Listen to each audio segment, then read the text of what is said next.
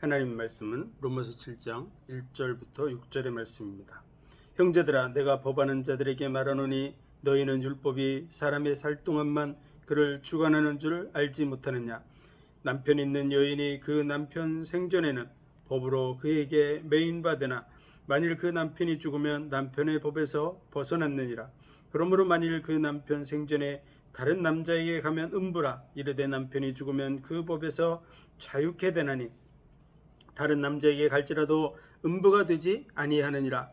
그러므로 내 형제들아, 너희도 그리스도의 몸으로 말미암아 율법에 대하여 죽임을 당하였으니 이는 다른이 곧 죽은 자 가운데서 살아나신 이에게 가서 우리로 하나님을 위하여 열매를 맺히게 하려 함이니라.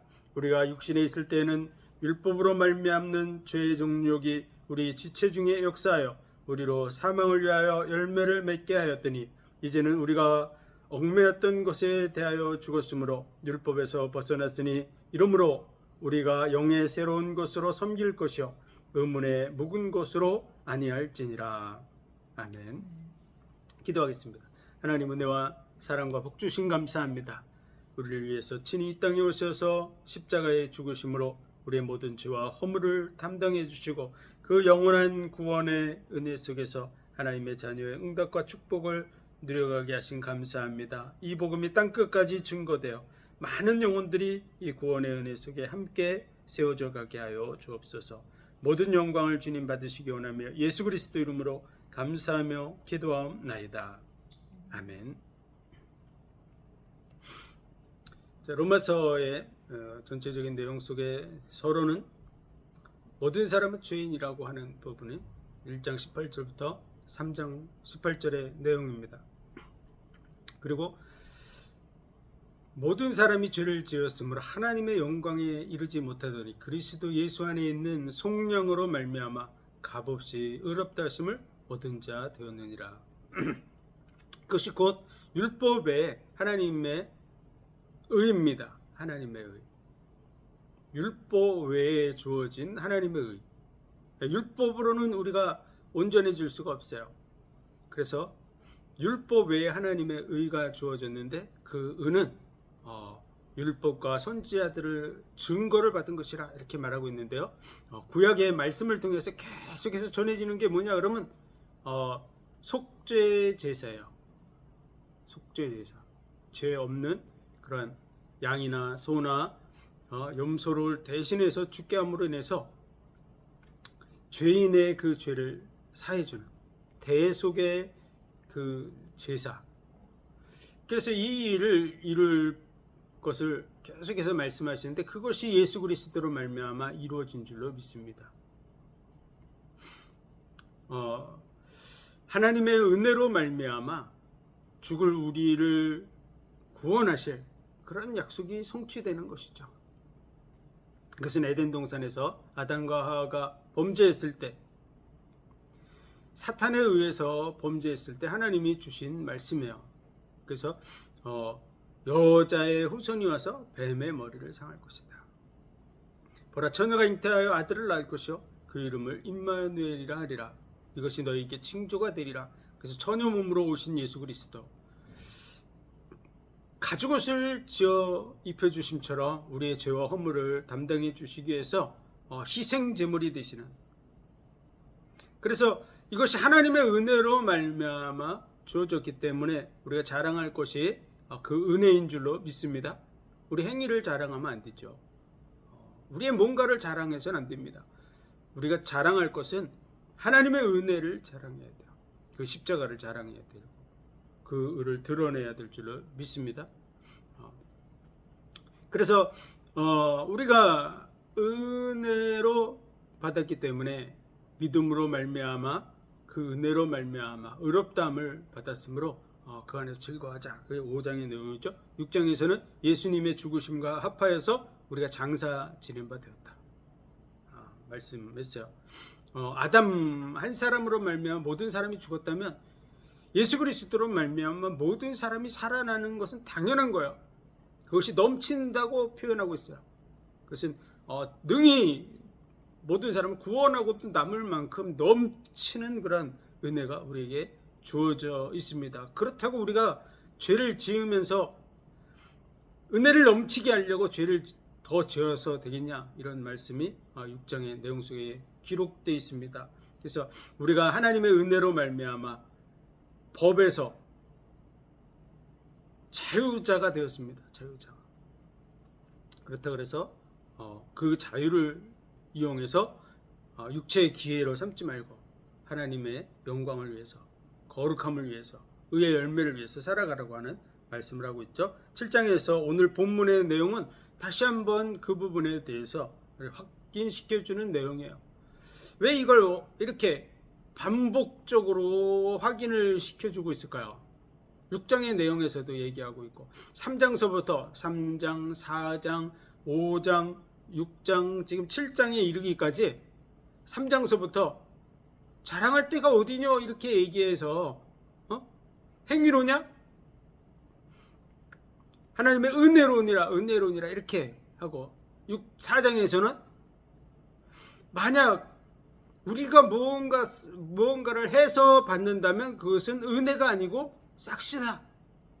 그러면서 아브라함이 그것을 받은 것도 그의 믿음을 인친 것이다.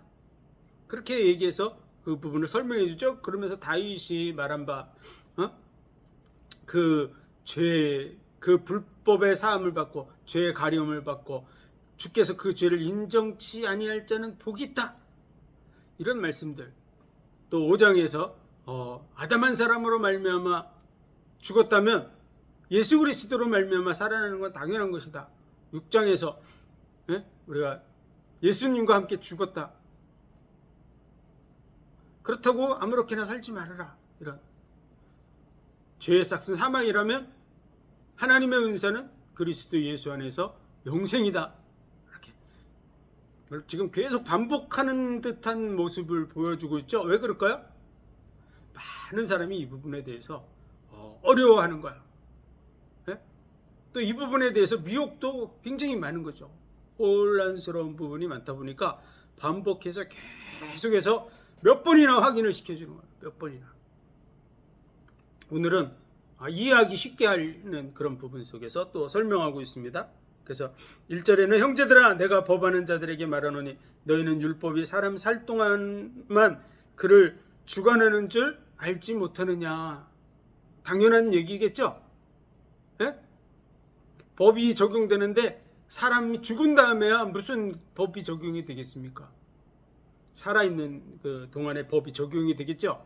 마찬가지로 이제 그 부분에 대해서 예를 들어주는 겁니다. 그래서 2절서부터 보면 남편 있는 여인이 그 남편 생전의 법으로 그에게 매임받으나, 이 혼인에 의해서 그 남편의 법에 같이 포함이 되겠죠. 그렇죠? 남편과 아내와의 법 속에서 누군가 한 사람이 다른 사람에게 갔다, 남편이 있고 아내가 있는 상황에서 그렇다 그러면 음부가 되겠죠. 네? 그런데 그 상대방이 한 사람 죽었어요. 그러면 그 사람과 관계된 법에서 자유롭게 되는 것은 당연한 거죠. 왜냐하면 한 사람 죽었잖아요. 더 이상 그 죽은 사람의 법에 내가 얽매이고 그렇게 되는 것은 거기서 벗어나게 된다. 이렇게 말해주고 있는 거죠. 그러므로 만일 그 남편 생전에 다른 남자에게 가면 음부라. 그의 남편이 죽으면 그 법에서 자유케 되나니 다른 남자에게 갈지라도 음부가 되지 아니하느니라. 네. 그래서 혼자 된 사람이 다른 사람에게 시집가고 장가갈 수 있다. 이런 얘기를 해주고 있는 것이죠. 네. 남편이 살아있을 때는 당연히 그 남편의 법에 매어지게 돼 있죠. 마찬가지로 지금 법에 대해서 죽었어요. 그렇다면 그 법에 적용이 됩니까? 안 됩니까? 이미 죽었기 때문에 적용되지 않는다는 얘기를 간단한 예를 들어서 이해하기 쉽게 설명해 주고 있는 내용이 오늘 본문의 내용인 줄 믿습니다. 그래서 4절 그러므로 내 형제들아 너희도 그리스도의 몸으로 말미암아 율법에 대하여 죽임을 당하였으니. 예수 그리스도의 몸으로 말미암아 율법에 대해서 죽임을 당했습니까? 하나님의 법 속에서 우리가 그렇게 됐습니다. 내가 죽어야 되는데 맞죠? 죄의 삭은 사망, 죄값을 치러야 되는데 예수님이 대신 죽으신 줄 믿습니다. 대속. 예수님이 내 대신 죽으셨어요. 그러므로 율법에 대해서 죽임을 당하였으니, 예? 이는 다른 이 곧 죽은 자 가운데서 살아나신 이, 다른 이는 누구냐? 그럼 죽은 자 가운데서 살아나신 이입니다. 그분이 누구죠? 예수 그리스도. 예수 그리스도에게로 가서 우리로 하나님을 위하여 열매를 맺히게 하려 함이라.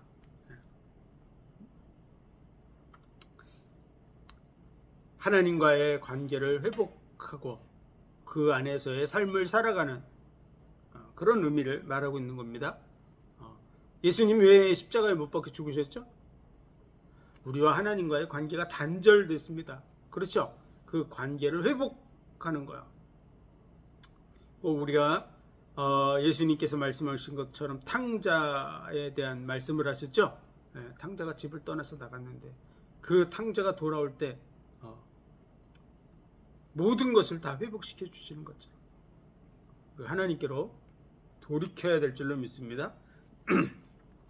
5절 우리가 육신에 있을 때는 율법으로 말미암는 죄의 종력이 우리 지체 중에 역사하여 우리로 사망을 위하여 열매를 맺게 하였더니 6절 이제는 우리가 얽매였던 것에 대하여 죽었으므로 율법에서 벗어났으니 이러므로 우리가 영의 새로운 것으로 섬길 것이요 의문의 묵은 것으로 아니할지니라. 네. 우리가 육신에 있을 때는 이렇게 표현이 되어 있죠. 그렇죠? 7장서부터 지금 육신에 있을 때 육신에 대한 얘기를 하고 있어요. 근데 이것이 8장까지 이어지고 있습니다. 그건 어떤 의미에서 표현을 하냐면 율법의 적용을 받는 그 상태를 얘기하는 것이죠. 육신에 있을 때는. 반대는 뭘까요? 영에 있을 때에는 영에 속한 이런 영적으로 이렇게 영에 속한 영의 생각, 육신 이렇게 가지고 지금 7장, 8장이 그렇게 나눠지고 있는 거야. 우리가 죽진 않았잖아요. 그렇죠? 육신적으로는 살아있잖아요. 하나님의 법 속에서 우리가 예수님이 대신 죽음으로 말미암아 우리가 법적으로 죽은 자가 되었어요. 그렇지만 우리 육신이 그대로 살아있거든요. 근데 육신에 있을 때는 이렇게 표현하는 부분은 지금 뭔가 특별한 얘기를 하고 있는 거예요. 맞습니까? 예수 그리스도로 말미암아 법적으로 내가 죽은 자가 된 것이 사실이지만 내가 지금 육신도 가지고 있고 영도 가지고 있는 상황이란 말이죠. 그런데 육신이 있을 때하고 그거를 이렇게 이원화시켜서 나누는 영에 있을 때라고 하는 것을 나누는 이유는 분명한 의미를 말해주기 위해서 그렇게 하는 거야. 육신에 있을 때라는 것은 무슨 얘기냐면 율법의 적용을 받는 이런 의미를 가지고 있는 거야. 예? 그 상태, 그걸 육신에 있을 때. 그런데 우리는 어디에 됐죠? 예수 그리스도로 말미암아 영적으로는 죽은 자. 우리는 영에 있는 상태란 말이죠. 법 속에서. 한 사람은 그냥 육신도 가지고 있고 영도 가지고 있고 그렇기 때문에 육신에 있을 때는 그러면은 육신에 있을 때가 따로 있고 영에 있을 때가 따로 있고 이렇게 나눌 수도 있는데 그런데 그 사람은 그대로잖아요. 육신도 가지고 있고 영도 가지고 있고. 근데 무슨 얘기냐면 육신에 있을 때에는 율법의 적용을 그대로 받고 있는 상태, 육신적으로 판단이 되어지고 정죄가 되어지고 그러는 상태, 법적으로 그리스도와 함께 십자가에 못 박혀서 죽어야 되는데 아직 안 죽은 상태, 의미적으로 그런 의미를 말하고 있는 거예요. 육신에 있을 때는. 율법으로 말미암는 죄의 종력이 우리 지체 중에 역사하여 우리로 사망을 위하여 열매를 맺게 하였더니. 사실 굉장히 어려운 표현이에요.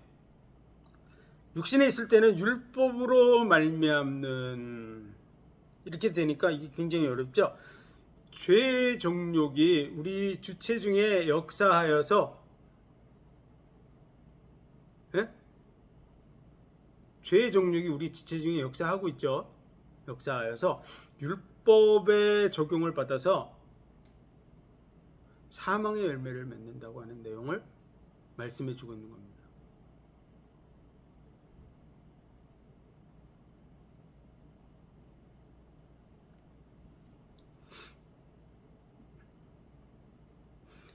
그걸 이렇게 지금 우리가 육신에 있을 때는 율법으로 말미암는 죄의 정욕이 우리 지체 중에 역사하여 우리로 사망을 위해서 열매를 맺게 하였더니, 이렇게 하니까 율법이 우리를 죄를 짓게 하는 그런 정욕을 부여해 가지고 지체 중에 역사하게 해서 사망을 위해서 열매를 맺게 했다, 이렇게 생각하니까 굉장히 어려운 거예요. 율법이 무슨 우리한테 죄를 짓게 만들지, 이렇게 생각할 수 있는 이런 문구로 번역이 되어 있단 말이죠.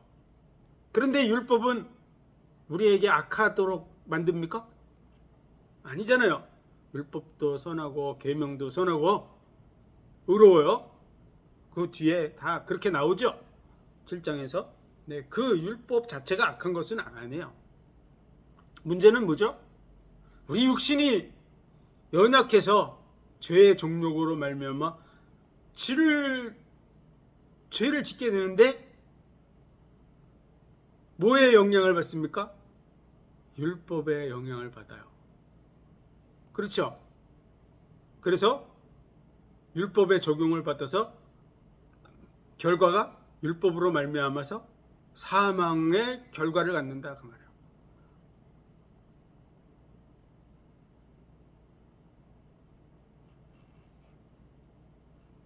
우리가 육신에 있을 때는 죄의 정욕이 우리 지체 중에 역사하여서 율법에 따라서 사망을 위한 그런 열매를 맺게 하는 이런 자리에 있었어요. 그러니까 율법적으로 적용하면 우리는 사형에 해당된다, 이런 얘기를 해주고 있는 거죠. 그런데 6절에서는 뭐래요? 이제는 우리가 얽매였던 것에 대하여 죽었으므로. 얽매였던 것이 무엇입니까? 율법이죠. 네, 그걸 앞에 설명했죠, 그렇죠? 1절에서 그 율법이 사람의 살 동안만 그를 주관하는 줄 알지 못하느냐, 그렇게 얘기했고, 또 율법에 대해서 4절에 보면 예수 그리스도로 말미암아 죽임을 당했다. 그래서 그 얽매였던 것에 대해서 벗어났다고 얘기하고 있는 거야. 그래서 이제는 우리가 얽매였던 것에 대하여 죽었으므로 율법에서 벗어났으니. 율법입니다. 율법에서 벗어났어요. 전에는 율법의 적용을 받아서 육신적으로 있을 때는 율법의 적용을 받아서 사망의 결과를 맺었는데, 이제는 우리가 거기서 벗어났어요. 그러므로 뭐 해야 되냐? 어떻게 살아야 되냐? 그러면 영의 새로운 것으로 살아야 된다.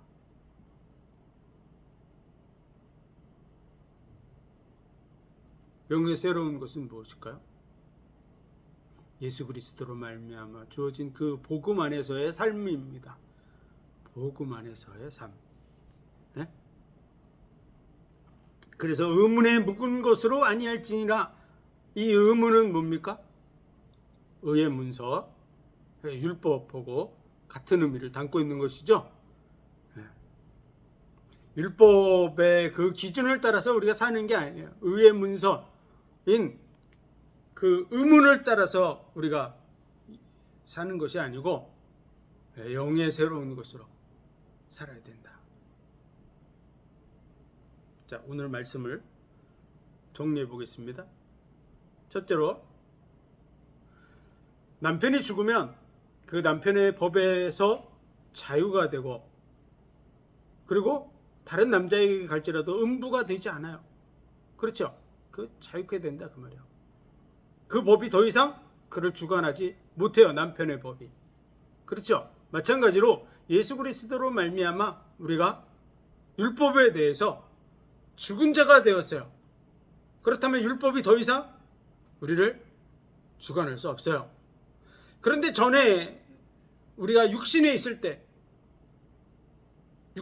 때는 율법의 적용을 받아서 사망의 열매를 맺었어요.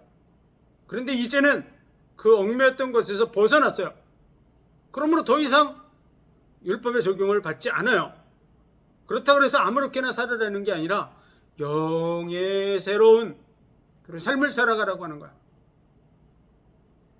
그건 6장에서도 그 얘기를 하고 있죠. 계속 반복해서 몇 번이나 반복해서 우리에게 알려주는 거예요. 예수 그리스도로 말미암아 우리는 죽은 자가 됐어요. 우리는 법에 대해서 더 이상 적용받지 않는 상태에 있어요. 그리고 우리는 어디에 있다고요? 하나님의 은혜 아래 있어요. 그리스도인으로서의 그런 삶을 얘기하는 거야. 그렇다고 해서 이게 영의 새로운 것으로 섬길 것이요, 이게 완전한 삶을 얘기한 건 아닙니다. 완전해지지 않습니다. 그 말씀을 오늘 우리가 이제 이 부분은 지금 3장, 4장, 5장, 6장, 7장에 걸쳐서 해준 얘기이기 때문에 이걸 우리가 정리하고 넘어가는 그런 부분 속에서 우리 8장을 한 구절 찾아보겠습니다. 8장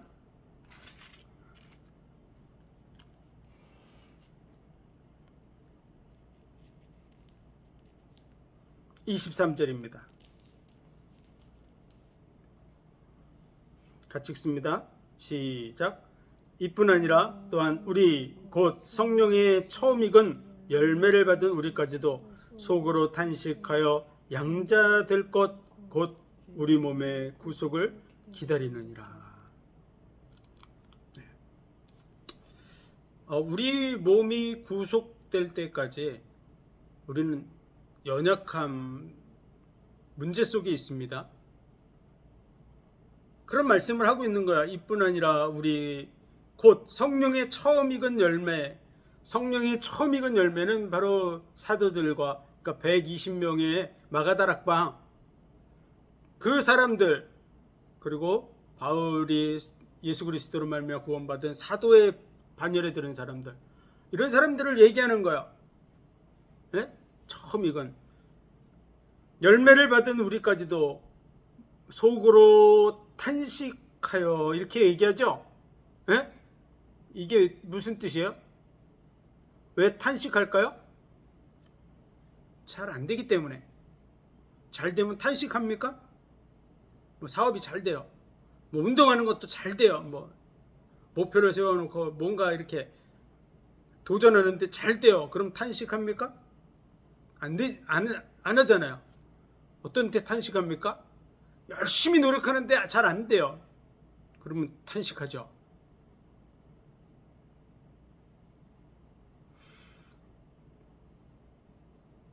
이뿐 아니라는 피조물들도 허무한데 굴복하고 연약하고 탄식하는 이런 상황을 얘기하는 것입니다. 예? 피조물도 그런데 우리도 그렇다, 이렇게 얘기하는 것이죠. 그렇죠? 성령의 처음 읽은 열매를 받은 우리 사도들과 처음 그 제자들, 우리도 탄식한다. 뭐가 안 돼서요? 완전하지 않았기 때문에. 그래서 탄식하면서 뭘 기다려요? 양자 될 것, 그렇게 표현했어요. 양자가 안 됐다, 이런 뜻이 아닙니다. 법적으로는 양자가 됐죠. 예수 그리스도를 영접하는 순간 양자가 됩니다. 그런데 여기서 얘기하는 것은 거기서 더 나가서 완벽한 얘기를 하고 있는 것이죠. 그렇죠? 네, 그래서 어떤 단계냐 그러면 곧 우리 몸의 구속을 기다리느니라. 우리 몸의 구속은 어떤 얘기입니까? 몸이 완전해지는 때를 얘기하는 거야. 그거 언제 이루어집니까? 예수님 재림할 때 이루어집니다. 그렇죠? 네. 예수님이 재림할 때 우리는 예수님과 같이 변화된 몸을 입게 돼 있어요. 썩지 않는 몸을 입게 돼 있어요. 죽지 않는 몸을 입게 돼 있어요. 완전한 몸을 입게 돼 있어요. 네? 그때까지 기다리고 있다. 이렇게 표현하는 것입니다. 그래서 다시 연결해서 정리하자 그러면, 법적으로는 우리 예수 그리스도께서 십자가에 못 박혀 죽으시는 순간에 우리도 죽은 것이 됐어요. 그래서 우리는 율법에서 벗어나서 이제 은혜 아래 있습니다. 그렇다고 죄를 짓는 삶을 살면 된다? 안 된다? 안 된다. 이런 얘기를 한 거죠. 하나님의 의를 위해서, 거룩함을 위해서 살아가는 삶을 살아라. 영의 새로운 것으로 살아가는 삶을 살아라. 이렇게 얘기해 주는 것이죠. 그런데 그것이 완전한 삶을 얘기하는 것은 아니다 라는 거예요. 무슨 얘기인지 알겠죠? 육신적으로 완벽한 그런 삶을 살아간다 이런 의미를 얘기한 건 아니다. 우리도 그 연약함 속에 있다. 그래서 우리도 우리 몸의 구속을 기다리고 있다. 성령의 처음 익은 열매를 받아 우리도 기다리고 있다. 이렇게 설명해 주고 있는 것이죠. 그리고 8장에서 더 나아가서는 우리 연약함, 현재 잘 안 되는 모든 부분들조차도 하나님을 사랑하는 자, 곧 그 뜻대로 부르심을 입은 자들에게는 모든 것이 합력하여 선을 이루느니라 이렇게 얘기하고 있어요. 그렇죠? 합력하여 선을 이룬다 그랬는데 그 선이 뭘까요? 그 선은 예수 그리스도를 닮아가는 삶입니다. 맏아들의 형상을 본받게 하려 함이라.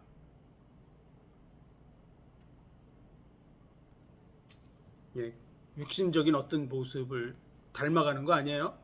예? 나시린이기 때문에 머리를 길게 하고 뭐 수염도 한 번도 안 잘랐기 때문에 수염도 길고 이런 그런 육신적인 외모 얘기하는 게 아니죠. 그걸 그렇게 닮으라고 하는 게 아니에요. 그렇죠? 수염 기르고 뭐 이런 얘기가 아니잖아요. 무슨 얘기예요? 예수 그리스도께서 우리를 사랑하심처럼 다른 많은 사람들을 이해하고 용서하고 사랑하고 하나님의 사랑 안에서 하나님과 하나가 되어져가는 그러한 삶을 살아가는 거야. 아들의 모습이 돼서 중심이 하나님이 나를 사랑하심처럼 하나님을 정말 아버지로서 사랑하는 그런 자리로 나아가는 걸 얘기하는 거야. 그런 단계가 되기 위해서 현재 이 연약함의 과정을 거치고 있다는 것이죠. 그래서 이 연약함의 모든 과정을 통해서 합력해서 선을 이룬다는 거예요.